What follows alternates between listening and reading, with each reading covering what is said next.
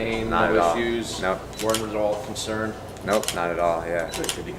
So, Josh, apparently you don't have knockout. You're not a knockout artist. Hey, same thing. I never said that. All I said was, if I land one clean punch, that'll be it. And I said, you ask anyone from our team who hits the hardest, 9 out of 10 will say me. Yeah, just is that more or less how you saw the fight going? I mean, maybe not like a highlight reel knockout like that, but did you figure you would eventually catch him with something like that? Yeah, only one punch. And the funny, or it's not even funny, I work with a mind coach, and he records the sessions. I'm hoping I'll put that out there if I can get it from him. And we just went over it for an hour straight, and it was that exact punch, landing an overhand right, perfect placement to the chin, and him just out cold, hitting the ground, and walk-off home run.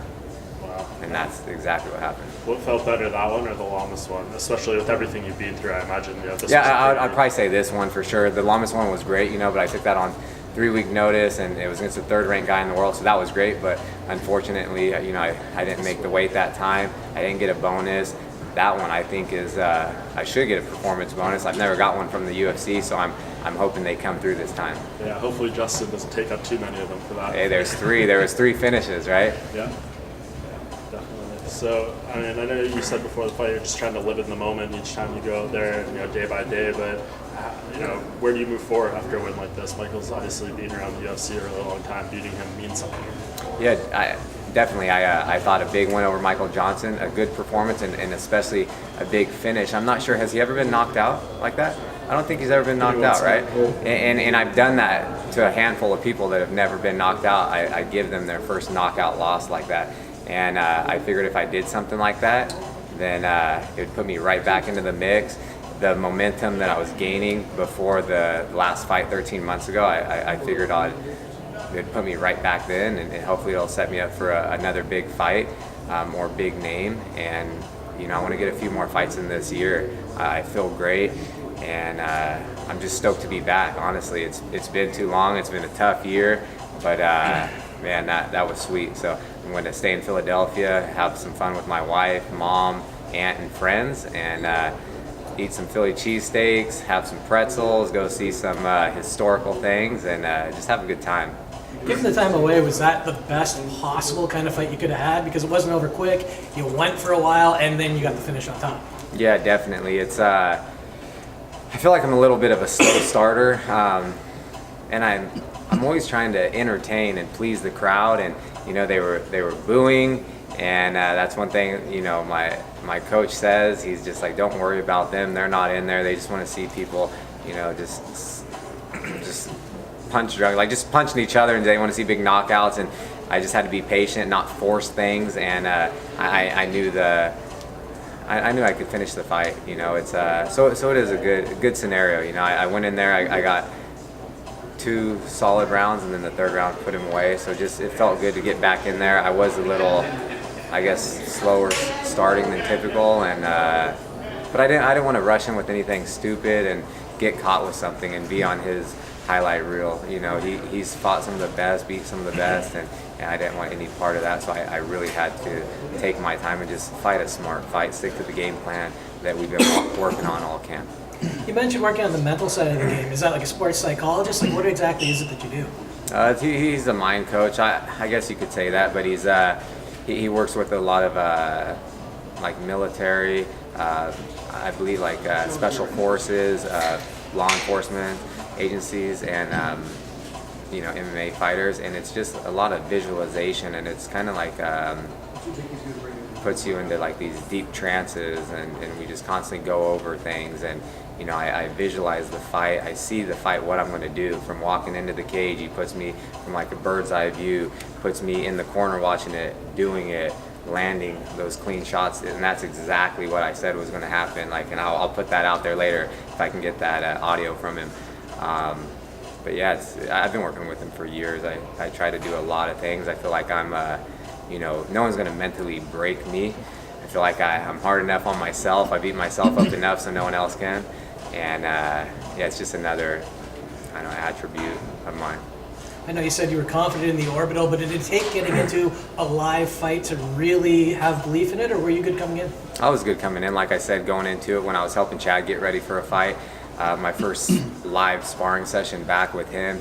He's one of the hardest hitting guys too, you know, and he's so powerful, and he landed some good shots right where I broke that, and after those sparring sessions, then I knew I was good.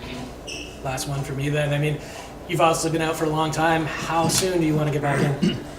Man, I've never fought in Vegas. I would like to fight on that International Fight Week. It's a quick trip from California. It would give my friends and family an excuse to go out to Vegas and have some fun, and man, we would have a ton of people out there. I don't even know how many people would come out, but it would be an amazing time, and I got to fight in Vegas, so I'm hoping to get back in there unless something else pops up sooner, but I want to get at least 2 more fights this year, and as long as I stay healthy and depending on what the next fight is. Anyone stick out to you in terms of No, not at all. Just like I said, I want to fight people in front of me or bigger name fights. Is it gratifying? I mean, I feel like after the Lamas, when you jumped up so high in the rankings, and you got, especially with the weight miss, you got a little criticism. Some people said maybe he doesn't deserve that spot, but you got to do what you did to Michael Johnson, another top guy. Does this kind of validate you even more that do you really belong at the very top of the featherweight division? Yeah, I believe so. I feel like that's the reason why I got in this sport. I truly believe I'm one of the best fighters. I will be a world champion. If the best me shows up, nobody can beat me. And like I've said before, you really have to put me out to finish me. You'll never see me cower away. You see people break in fights, you will not break me. And you'll never see me want out of the fight. You see it all the time. People getting hit and then they just put their hands up and they want out. Like that won't happen to me. But I believe.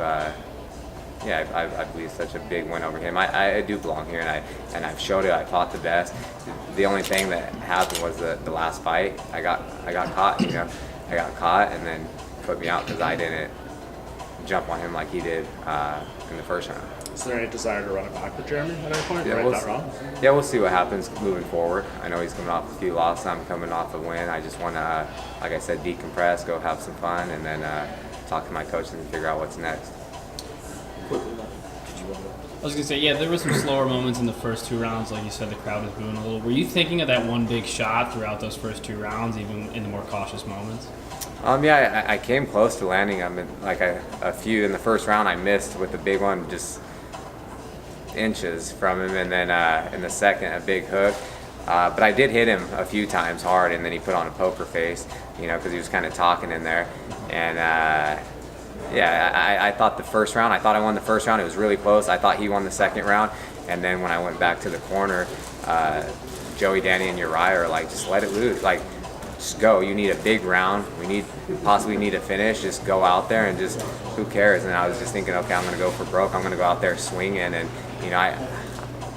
you never want to leave it to the judges' scorecards. I'm trying to finish the fight, even in the first round.